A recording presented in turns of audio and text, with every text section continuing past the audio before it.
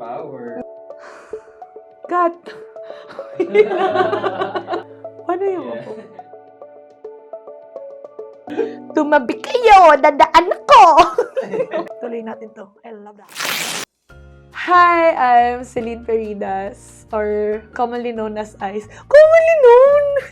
I am currently a graduating BS Physics student sa UP Diliman, and ayun, okay naman ako. Saan ka high school?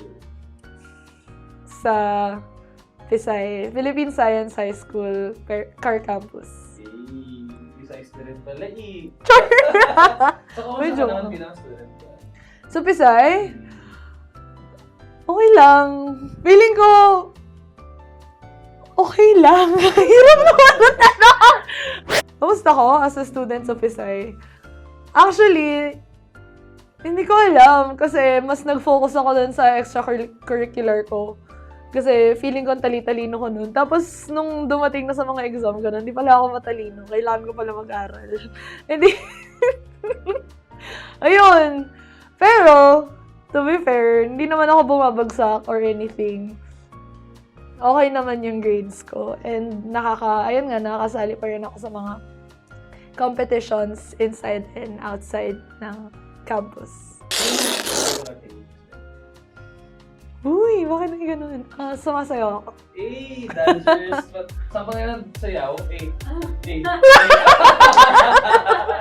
Sumasayaw talaga ako. Like, kunwari, pag tinatawag kami na mag-intermission, ganun, for our batch, para sa buong RC, ganun. Okay, sige, G. So, oo nga. So, ever going yun. Pero, nag-start yung competitive na sayaw nung grade 10.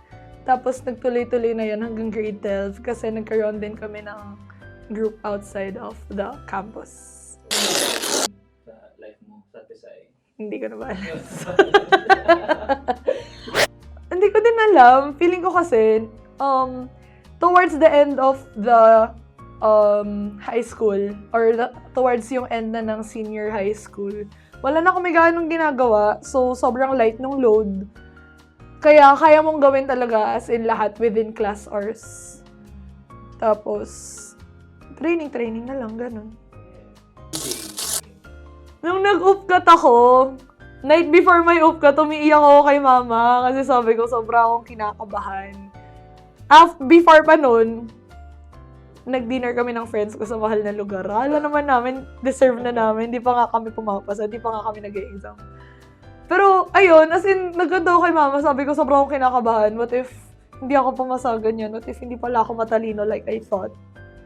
Well, I thought wrong. Joke! Pumasa naman! Ito nga, dito na nga, graduating na nga. Pero, ayun, initially, hindi talaga dapat ako mag-UP. Tapos, like, ayun nga, towards the end ng high school, mas Gina ako na gusto ko mag-UP. Diyan ako. Period. Nung nag-review ako for UPCAT, pumasok ako ng review center. Pero like yung sobrang chill lang na review center and wala siya yung makakapal na books na ganun. Never ko naranasan yung makakapal na books na ganun. So, nangihiram lang ako sa friends ko. Pero, ayun, medyo madami din naman ako natutunan dun sa review center na yun. Tapos, one summer lang kasi siya. Tapos, more on, mas natulungan talaga ako nung pag nag-group study kami ng friends ko. Tapos, sabay-sabay kaming nahihirapan, ganyan, nag-e-exam. Sobrang perfect no na, hindi lang kayo naghihirap. Sige, tuloy natin to. I love that. Ayun. Pero, yun, actually, kaya mas nadalian ako mag-aral for UPCAT. Kasi, lahat kasi kami required na mag-take. So, lahat kami nag-aaral. So, I didn't feel alone. Kaya, ayun, mas okay siya. Tapos, nagsusuportahan lang kaming lahat. And very supportive din ng parents ko. Ay, ang taray, ang dami sinabi. Hindi, well, actually, mahirap mag-physics. I mean, mahirap naman in general mag-aral. Pero kasi, mas mahirap siya sa physics if gusto mo nung tangible mismo na nakikita mo lahat ng ginagawa mo. Kasi marami is, syempre, theoretical, ganun. So, kukumpit ka lang. Tapos, hindi mo man lang makita kung yun na ba yun, ito yung final product mo. Walang ganun. Pero, Ako, personally, in-enjoy ko mag-physics. Ilang beses ko pinag-isipang mag-shift. Actually, ilang beses ko nilakad yung papers ko. Pero dito pa rin naman ako. BS Physics pa rin naman ako.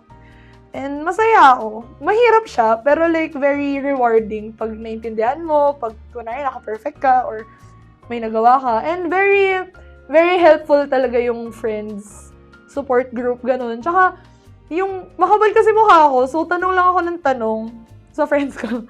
Kasi pag hindi ko naintindihan, anong gagawin ko? Hindi ko naman pwedeng titigan lang kasi babagsak ako. So, ayun, G lang ng G. So, yeah, mahirap siya, pero masaya siya. Would you recommend it sa mga bagong student? Kung in-enjoy mo talaga, kung passion mo, go.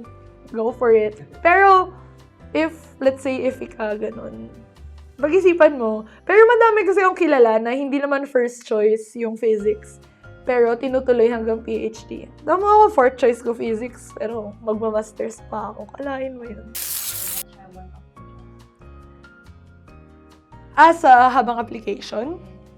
Habang application kasi, na-pressure lang ako kasi sabi nila, uy, mag-apply ka na, pwede ka na mag-apply dyan.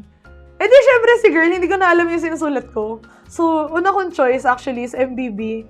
Buti na lang di ako pumasok MBB. Anyway, ayun, sobrang kong in-enjoy yung physics. Kasi, like, naiintindihan ko siya, tapos nararamdaman ko yung gustong-gusto ko siyang tinuturo. Like, gusto ko if naiintindihan ng ibang tao yung naiintindihan ko. Tapos, sobrang enjoyable niya talaga if, uy, ito, nagigets na natin dalawa, ganun. Tapos, kasi may mga times na, ayun nga, like, ang rewarding lang talaga ng feeling. Siguro, that's just me. Kasi, syempre, pag freshie ka, takot ka sa lahat ng rules, ganyan, dapat rule-abiding ka, takot ka sa mga magiging consequences. So, nung freshie ako, sabi ko, susunod ako sa lahat ng rules kasi I'm a good girl like that.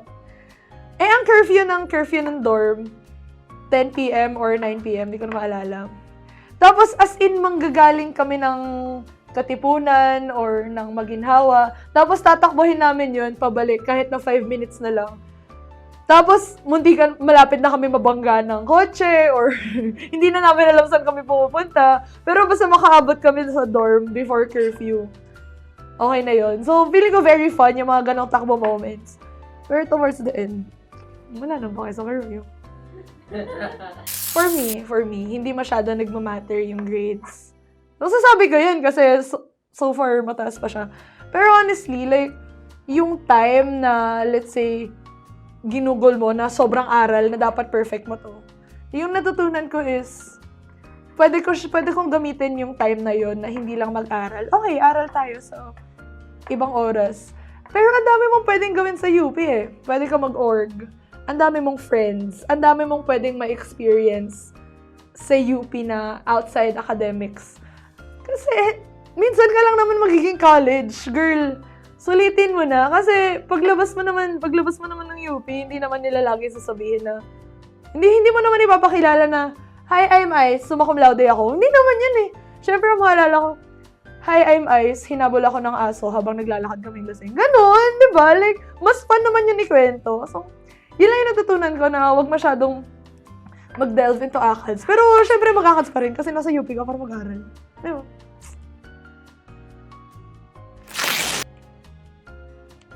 Huwag mong balewalain yung pag-aaral. Like, kahit na yung few lessons lang na, let's say, may friend ka na nagtanong if, uy, paano to gawin? Tapos, if kaya mo siyang i-explain, explain mo na agad kasi doon mo malalaman na, naiintindihan ko pala yung topic. So, yun yung gawin mo na if kaya mong ituro, as much as possible, try mong ituro. Para if may hindi ka maintindihan, alam mo hindi mo maintindihan. Kasi if sa sarili mo lang, diba? Parang mas okay if sinishare mo sa iba kasi with that, makakapagtulungan din kayo. Pero, other than that, ayun, like, make time for yourself, make time for your family, make time for your friends. Kasi again, nakakapagod mag-aral ng mag-aral. Magiging rewarding siya in the end, pero ang dami mong times na mamimiss. So, as in, aral ka, go, aral with your friends, pero always, make time for yourself and make time for other things para hindi tayo ma-burnout. Ang dami. Paano ko ba ito sabihin? Huwag mong iti-take for granted yung fundamental physics. Makinig ka! Pumasok ka sa klase! Girl! Pumasok ka sa klase kasi ang hirap maghabol. As in, if magaling magturo yung prof mo, pumasok ka. If hindi magaling magturo yung prof mo, magpaturo ka. Kasi, like, it will bite you in the butt.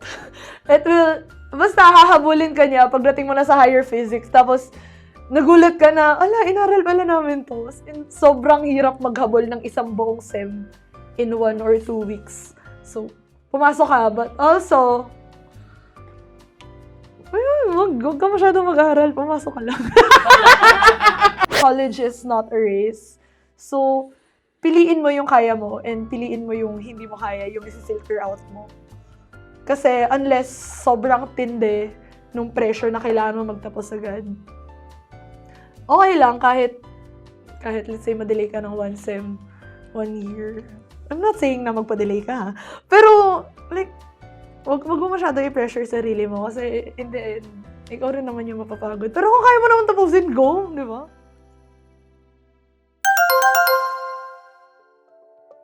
Hi, future scholars! Ako nga pala si Ice. And I am inviting you guys to enroll sa UMCAT Masterclass natin. Kasi sobrang in-enjoy namin yung paggawa at saka yung pagturo ng lahat ng bagay na makikita nyo dito. Actually, ang dami din namin natutunan. So, I hope you guys get to learn, get to experience, and get to enjoy kung ano man yung nagawa namin. So, ayun. See you guys!